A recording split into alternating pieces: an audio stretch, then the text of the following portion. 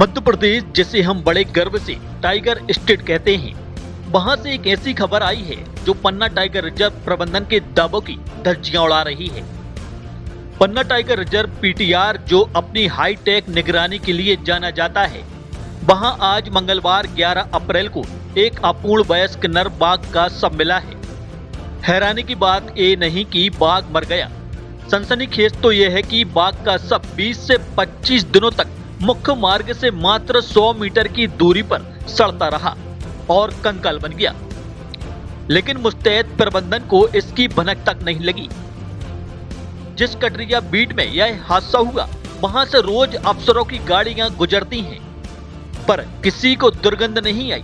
Park के दावों की पोल तब खुली जब महुआ बीनने वाले एक ग्रामीण ने इस सड़े हुए शव को देखा।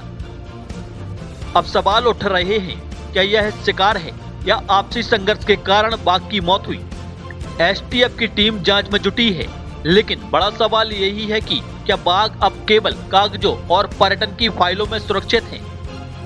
जब 100 मीटर की दूरी पर सिस्टम अंधा हो जाए तो जंगलों की गहराई में बाघों का क्या हाल होगा?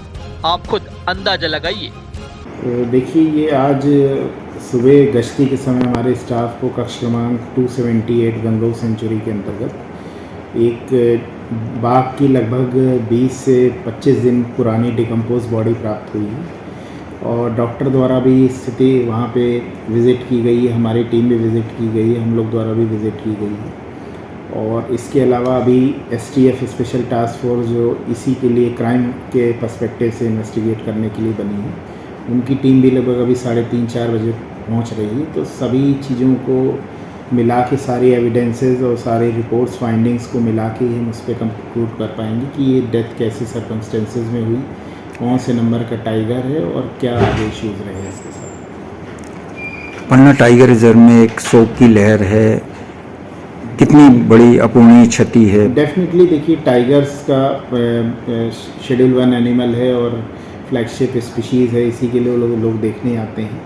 टाइगर की पॉपुलेशन हमारे नियमित तौर से बढ़ भी रही है, ये भी अच्छी बात है, लेकिन ऐसे इश्यूज़ को भी हमें ध्यान देना होगा और जो फाइंडिंग्स आएगी उसके आधार पे हम आगे की स्ट्रेटजीज बिल्डअप करेंगे। टाइगर रिजर्व के कर्मचारी लगातार गश्त करते हैं, प्रबंधन को लेकर लापरवाही सामने आई है, क्या मानते हैं आप? ये लापरवाही क्या है, ये आगे जैसे मैंने आपको बताया, एसटीएफ की भी टीम आ रही है, वो भी क्राइम के पर्सपेक्टिव से इसको इन्वेस्टिगेट करेगी।